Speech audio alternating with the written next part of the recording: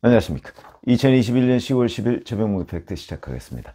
왜 지난번에 친문단체가 이재명 지사를 변호사비 대납 의혹과 관련해서 고발한 사건이 있었죠. 사실 그 내용을 보고 제가 이건 뭔가 좀 복잡하기도 하지만 근거가 좀 빈약하다고 생각을 해서 제가 유튜브를 해드린 적이 없었는데, 오늘 노컷뉴스라고 하는 곳, CBS 노컷뉴스라고 하는 보도를 보니까 이게 이렇게 간단한 사건이 아니네 하는 생각이 들어서 제가 그 내용을 구체적으로 분석해서 말씀을 드리겠습니다.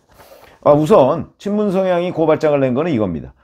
그 시민단체 이름이 깨어있는 시민연대당이라고 하는 거고, 이재명 지사를 7일날 고발했는데, 이 고발 내용은 선거법상 허위사실을 유포했다 이런 얘기입니다. 무슨 허위사실이냐? 지난 8월 달에 경선 과정에서 이낙연 대표 측이 변호사비 대납 의혹을 제기한 적이 있습니다. 자, 그런데 그에 대해서 이재명 지사가 페이스북에서 어떻게 해명을 했냐면, 재판 전후에 명목 재산은 1억 3천만 원이 줄고 실제 재산은 3억 원이 줄었다, 이렇게 얘기를 했습니다. 이 얘기는 결국 무슨 얘기냐면 변호사비로 3억 원 정도밖에 들지 않았다. 왜냐하면 이낙연 캠프에서 얘기한 게 변호사비를 많이 썼을 텐데 어떻게 재산이 3억 원밖에 안 줄었느냐, 이렇게 얘기하니까 재산이 별 변동이 없다 그러니까 그 부분에 대해서 실제 재산이 3억 원이 줄었다, 그러니까 변호사비가 3억 원이다, 뭐 이런 식의 뉘앙스로 해명을 했습니다. 그래서 그냥 넘어갔습니다. 친문단체가 지금 공직선거법상 허위사실 유포라고 하는 부분은 이 변호사비 3억 이게 거짓말이다, 이런 주장이거든요. 그게 허위사실이다, 이런 거고요. 그러면서 친문단체가 얘기한 거는 수원지검 공안부장 출신인 이태형 변호사라고 있는데, 이 사람한테 실제 그 현금으로 3억을 주고 그 다음에 3년 후에 팔 수 있는 상장사의 주식 20억 원어치를 20억 원에 상당하는 걸 주었다, 이런 얘기거든요. 그러니까 도합 한 23억 원어치에 해당하는 변호사비를 주었다, 이런 얘기입니다. 그래서 이태영 변호사를 봤더니 이재명 지사의 친형 강제 입원 사건, 해경군김 씨 사건, 부인인 김혜경 씨, 이런 거 뿐만 아니고 그 다음에 선거법과 관련한 1심과 2심, 파기환송심 뭐 이런 데 다 관여를 했더군요. 그러니까 이런 걸 보면 23억 원? 더군다나 23억 원이라는 게 중에 그 주식 부분이라는 거는 3년 후에 팔 수 있다는 거니까 뭐 이렇게 줄 수도 있겠다. 흔히 우리가 생각하는 변호사 비용보다 23억이라고 하면 굉장히 많아 보이지만, 이게 그 중에 주식으로 줬다는 전환사채인 것으로 보이는데, 그거는 20억 원어치라고 하면 3년 뒤니까 뭐 3년 뒤 거를 현재로 평가하면 뭐 그렇게 높지는 않겠죠. 이런 생각이 듭니다. 그러니까 그럴 수도 있겠다. 23억이라는 게 아니고 3년 뒤에 23억, 이런 얘기가 됩니다. 그리고 이제 친문단체가 이거의 근거로서 제시한 거는 녹취록인데요. 이건 무슨 얘기냐면, 이것도 좀 조금 복잡합니다. 그래서 제가 이 녹취록을 내용을 보고 이거 좀 근거가 좀 빈약한데 이런 생각을 하게 된 건데, 이게 따져보면 그렇지 않네 하는 생각이 들어서 제가 말씀을 드리는 건데, 이런 겁니다. 이태영 변호사가 이제 23억어치를 받았다는 건데, 이 사람이 자기 잘 아는 사람한테 이와 관련해서 얘기를 합니다. 근데 딴 데 얘기하지 말라, 이런 식으로 그랬는데, 이 사람은 또 자기가 잘 아는 시민단체 대표한테 이 얘기를 합니다. 이거 딴 데 얘기하지 마, 이렇게. 근데 이 시민단체 대표가 자기가 이태영 변호사한테 뭔가 의뢰할 게 있어서 전화를 해가면서 이 사람이 그러는데 뭐 23억씩이나 뭐 변호사비를 받는다며 뭐 이런 식으로 얘기를 하니까 23억이요? 이렇게 이제 질문을 하니까 이태영 변호사가 예, 뭐 이렇게 얘기를 하면서 일단 착수금으로 1억을 주셔야 되겠습니다, 이렇게 얘기를 했다는 거거든요. 그러면 이게 과연 23억 원의 변호사비를 받았다는 것을 이 사람이, 이 A라는 사람 거쳐서 B라는 사람까지 갔는데, 이 시민단체 대표가 진지하게 물어보고 이태영 변호사가 진지하게 답변한 것이냐, 그게 이 녹취록은 지금 부분적으로만 이렇게 나와서 분명하지가 않습니다, 그게. 그래서 이거 좀 뭐 근거가 약해 보인다. 녹취록이 2개거든요. 그러니까 이태영 변호사가 잘 아는 사람한테 얘기해서 이 잘 아는 사람이 B단체 대표한테 뭐 이만저만한 거 이거 딴 데 얘기하면 안 되고 입조신 방부한다는 녹취록 하나, 이 단체 대표가 이태영 변호사한테 뭐 변호사비 25억이요 그러니까 이태영 변호사가 예예 얘기했다는 그 녹취록 하나, 그래서 녹취록이 2개입니다. 그 이것만 놓고 보면 뭐 이재명 변호사가 정말 이재명 지사가 이태영 변호사한테 23억, 그러니까 주식 20억 원어치를 포함해서 준 것인가? 그게 녹취록을 제가 끝까지 다 들어본 게 아니라서 그걸 뭐 신문에 일부만 나왔으니까 조금 애매하다 싶어서 제가 유튜브를 안 해드린 적이 있었는데 보니까 이거는 그렇다 치고 이거는 친문단체, 오늘 아침에 CBS 노컷뉴스 보도를 보니까 그게 아니고 이거와 별개의 문제로 이상하게 이 상장사 S사라는 거거든요. 이게 상장사 S사라는 건데 S사가 있고 이 S사의 계열사가 A, B, C, D 4개가 있습니다. 그런데 이 4개의 그 사회이사, 감사 뭐 이런데 이 이태영 변호사가 조그만 로펌이거든요. 이거 수원지검 공안부장을 하고 뭐 이러면서 이제 나와서 공안부장 출신이고 뭐 의정부지검 뭐 여기를 마지막으로 이제 있었다는데, 그리고 나와서 조그만 로펌을 하나 만들었는데 이 로펌에 있는 변호사가 계속해서 이 상장사인 S사, 계열사, A, B, C, D 여기에 사회이사나 감사로 들어가는 겁니다. 뭐 좀 연결되는 것 같지 않습니까? 예를 들어 이런 겁니다. 이태영 변호사는 본인도 2019년 12월에 이 S사 계열사인 A사의 사회이사가 되는데요. 이 사회이사는 이재명 지사 사건에 2심 선고가 난 뒤 3개월쯤 뒤에 사회이사가 되고, 그리고 파기환송심이 완전히 끝난 3개월쯤 뒤에 사회이사를 그만둡니다.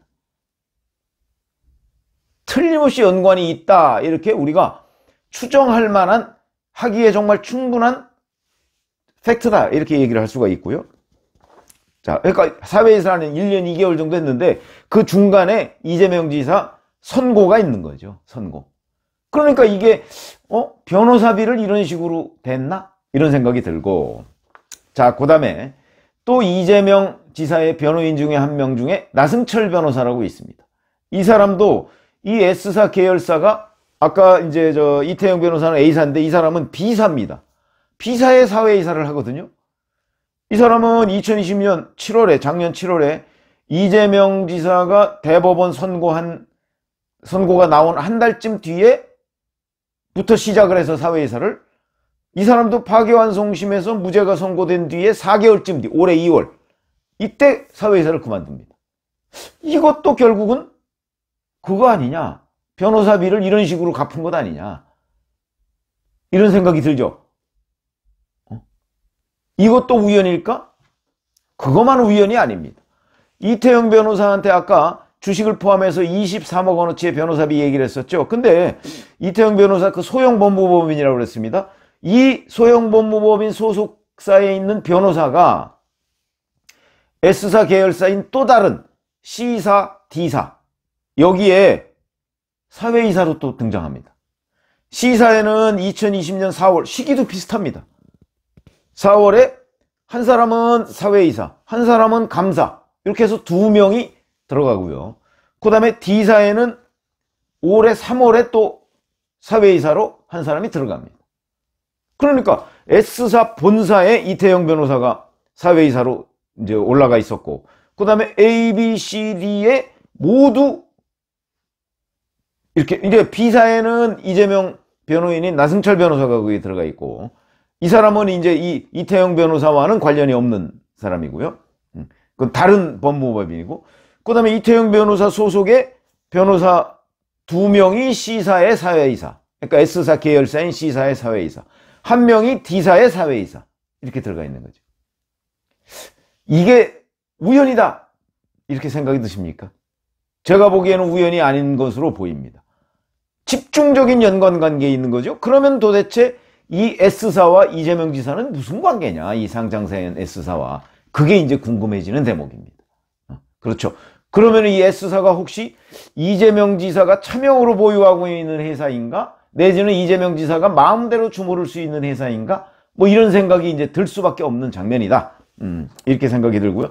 이거만 있는 게 아닙니다. 여기서 또 누가 등장하냐면 이화영 전 의원, 이재명 지사의 측근, 원래는 이해찬 전 대표의 최측근이라고 볼 수 있는 사람인데, 그러니까 이해찬 전 대표와 이재명 지사를 연결하는 고리다 이런 거죠. 근데 이 사람도 2017년 3월부터 2018년 6월까지 이 S사의 사회이사를 합니다. 그 사회이사를 하고 나서 이재명 지사가 경기도지사가 되니까 평화부지사를 경기도에서 하고요. 그리고 이어받아서 경기도 이재명 지사가 바로 꽂아주는 킨텍스 대표를 현재까지 하고 있습니다. 그런데 이 이화영 전 의원의 과거 보좌관 출신이 또 바로 대장동 개발과 관련해서 천화동인 1호의 대표로 등기가 되어 있습니다. 이 정도가 되면 이상하다. 대장동, 이화영, 이재명, S사 뭔가 이게 관련이 없을 수가 없다. 그것만 있는 게 아니고 이재명 경기도지사의 그 지사 시절에 거기 경기도 정책수석을 했다는 사람이 있습니다. 조계원이라고 하는 사람인데 이 사람도 이재명 지사가 뭐 출판기념회 가서 나의 두뇌다라고까지 얘기한 사람인데 이 사람도 S사 계열사인 B사의 아까 나승철 변호사가 사회이사 했던 거기의 또 사회이사를 합니다. 자, 이렇게 본다면 이게 이제 무슨 얘기냐? 그러면 이게 도대체 이재명 지사와 연관된 사람 몇 사람입니까? 이태영, 나승철, 그 다음에 그 이태영 변호사, 로펌 소속의 변호사 3명, 그러면 벌써 5명, 거기다가 이화영 전 의원 6명, 거기다 조계원 전 수석 7명, 이런 사람들이 다 이 S사와 관련돼 있다. 이거는 우연이다. 우리가 흔히 한두 번은 우연이라고 하는데 우연이 한 3개쯤 겹치면 필연이다 얘기하는데 이거는 7개 정도가 겹쳤습니다. 그렇죠. 이러면 우연이 아니다 이렇게 보는 게 정상적인 사고방식이고, 그렇다면 이 S사와 이재명 경기도지사는 과연 어떤 관계일까 하는 부분이 이제 궁금해지는 대목이고요.